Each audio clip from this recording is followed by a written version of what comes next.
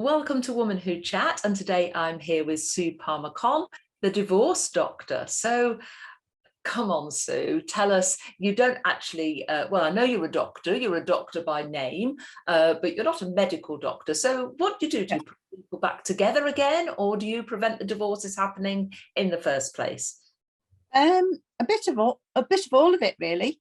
I can work with people when they're at that, sort of makeup or breakup stage, right the way through to once they've gone through the divorce, and take them through a divorce recovery program.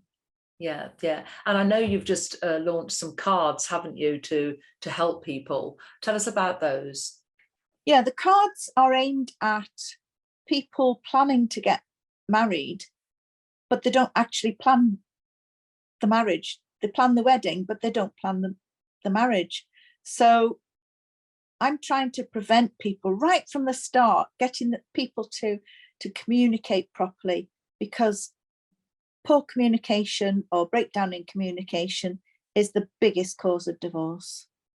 That's really, really inspiring, actually, because, if you think about it, you're all loved up, you get married, it's all about the wedding, it's all about the build up. And then suddenly there's no manual for this. You're just left, aren't you? Yeah. And I suppose, we hear about prenuptial agreements, but really that's more about the financial side. Nobody looks at how to be a married person and how to live in a marriage and how to ask those awkward questions, I suppose. Well, that's right. I was talking to someone the other day, and they said that they hadn't even talked about having children before they got married. And she really didn't want any children, but her husband did. They eventually did have children. She agreed, and she loves them to bits. But she would have quite happily gone on without any children, but had never talked about it. That really resonates with me, because I was of the decision when I was much younger that I wasn't going to have children. And I was almost pushed into that. I love my boys to bits, and I've got grandchildren now. I wouldn't be without them. But it wasn't something we talked about before we got divorced, ultimately. But it wasn't something that we talked about before we got married. It wasn't, nor was, I think we talked more about having a dog. Really? And that's a bizarre thing. We focused on what we thought was important to us at that time, and we didn't have the children conversation. It was all about the house, and it was all about what dog we were going to have. That's funny. But the other thing is, people don't actually talk about their attitude towards money. And, if you've always been a saver and you marry a spender, or somebody who can't, the money just flows through their fingers for various reasons, that's so difficult. And so these cards, do they pose the questions then for couples to talk about? They do. They come under, there's 9 categories, and it's communicating about love. There's something about conflict, so conflict style, conflict management. There's making choices, there's challenges, there's children, there's cash. You'll see they all begin with C or CH. There's care, career, and I can't think for the life of me what the 9th one is, but it'll come soon. But anyway, they're all, and I don't shy away from asking the awkward questions. Wow, that is really, I've never heard of that before, so that's quite unique. And then tell us about, you're just about to publish a book, aren't you? Right, it's out on the 22nd of November, which is my birthday. So it's a birthday present to me. Good for you. And it takes the questions from the cards, and it gives an explanation about why those questions are important to discuss. Wow. So the cards and the book really go hand in hand. That would be the perfect toolbox to anyone before they go into a marriage, really. Mm-hmm. Yeah, I've been approached by a number of wedding celebrants so that they can put either the card or the book in with their preparation box. Yeah, fantastic. Yeah, great idea. So, I know your story. You have a fantastic story. You've been through divorce yourself. Yep. So did you, quite put you on the spot here, before you met your current husband, your husband, did you go through any of those questions, do you think, with him the second time around, having the knowledge that you've now got? Absolutely. I definitely did. We talked in great detail about our attitude towards marriage, towards stepchildren, because obviously we were too old by then to have our own children. But, sort of, it hasn't stopped disagreements, but at least we know how to solve those problems. We know how to talk. Yes. And, there's nothing off the table to talk about. And I think, from my own experience of going through a divorce and from speaking to a lot of people I know, you're right, it is communication. And when one of you shuts down and there is no two-way communication anymore, it becomes very difficult. So almost asking those questions before they come a problem is probably a better way around to avoid, not the conversations, but avoid those issues becoming big issues. Yeah. And it's airing all those problems and looking for potential solutions before they become a problem. Yeah. And that's the same in business, really, isn't it?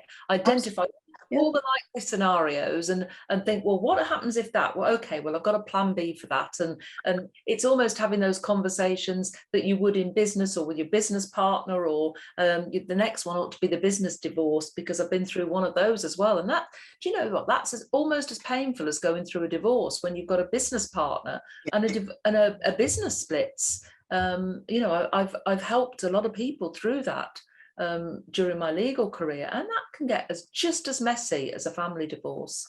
Yeah. Even worse though is when you're in business with your spouse. Absolutely. So you've got the cards, the books are coming out on your birthday, so happy birthday for that. And what else are you looking to do at the moment, Sue? We've also just launched a new company, the Family Transition Company, looking to work with organisations of various sizes to make them aware of the effects of divorce on their employees and on their bottom line, because people just do not think about how much they're losing because some of their staff are going through divorce. You lose 40% of productivity for anything up to 2 or 3 years. Wow, that's significant, and especially if it's a key individual, somebody who's quite senior in the organisation. If they're going through that and trying to do their role, they're not going to be performing to their full potential, are they? No, not at all. I mean, the average age for divorce is between 45 and 55 now. And, that is trending towards the more senior positions. Do you think that's because people are getting married later, or is it second time arounders, or is it just when the kids have flown the nest? I think it's a combination of all those, but definitely it ties in with the woman going through menopause, which also ties in with kids flying the nest, and looking at what next, because life expectancy now is 80 plus. 1 in 8 of us will live to 100. Wow.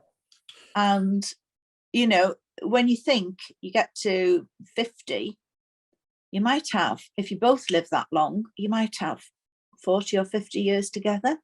And if you don't really like the person that's sitting down at the breakfast table, you either have to do something about it or get rid. I hadn't even considered that. Not that I'm with anybody at the moment, but you hit 50 and you've got a long life expectancy. Yeah. I mean, my mum's 91 at the moment, so I'm quite hopeful. But that potentially gives you another 40 years of life left, doesn't it? Yeah. It's a big undertaking to stay with somebody if you're not happy. You sort of talk about divorce and everything like that, but one of the issues that everyone's facing at the moment is cost of living crisis, increased expenditure, reduced income maybe. So obviously that can be a tension within a marriage and cause a lot more divorce. So if people haven't had these conversations up to now and they're wanting to do something to almost protect their marriage at this stage, to avoid going through a divorce as well as going through the challenges of the nation that we've got, what piece of advice would you give them? I mean, I call it the cost of loving, not just the cost of living. Yeah. Because it is impacting. But the big thing is you must communicate. If you don't communicate, you lose connection. And once you lose connection, you start going not just in parallel lines, but you start diverging. And that's the beginning of the end. So, talk openly, be authentic, be honest, be open with each other. And probably be yourself as well, because sometimes people go into a marriage trying to portray one thing, but they're not themselves. And, actually sharing those challenges that you have, because Yeah. I imagine that there are going to be, lots of redundancies and things like that, which again puts a pressure on a marriage, doesn't it? Yeah. Yeah. But it's not just, the book is not just for people that are going into marriage. It's the people that have been reading the pre-launch version of it says, oh my God, I've learned so much. Oh, wow. I can't wait to get my hands on a copy. I might learn something, before I meet the next Mr. Whoever. Let's see. It's been absolutely fantastic chatting to you, Sue. And, I wish you all the best with the book launch and everything that's happening at the moment. It sounds as if you've got a lot going on, which I think is absolutely fantastic. And with the new company as well. It's been great talking to you. That's Sue Palmer-Conn. You're welcome. Bye.